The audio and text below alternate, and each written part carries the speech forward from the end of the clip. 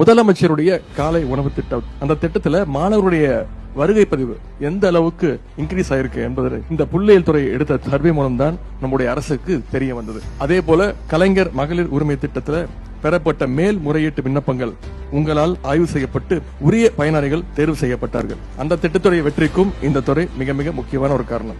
அது மட்டுமல்ல, புதுமை பெண் திட்டம், தமிழ் புதல்வன் திட்டம், நான் முதல்வன் திட்டங்கள்ல எப்படி கிராஸ் என்ரோல்மெண்ட் ரேஷியோ, உயர்கல்வி சேர்க்கை விகிதம் எப்படி அதிகமாச்சு, அதே மாதிரி விடியல் பயண திட்டத்தினால ஒவ்வொரு மகளிரும் மாதம் கிட்டத்தட்ட 900 ரூபாய் சேமிக்கிறாங்க அப்படிங்கறதையும் இந்த துறை தான் ஆய்வு பண்ணி கண்டுபிடிச்சு சொல்லுச்சு. அது மட்டுமல்ல, விவசாய கூலி விவரங்கள்ல தொடங்கி மாநிலத்துடைய தொழில் வளர்ச்சி குறியீடுகள் வரை உங்களுடைய தரவுகள் தான் இந்த அரசுக்கு ஒரு அளவுகோலாக இன்றைக்கு வரை திகழ்ந்து கொண்டிருக்கிறது.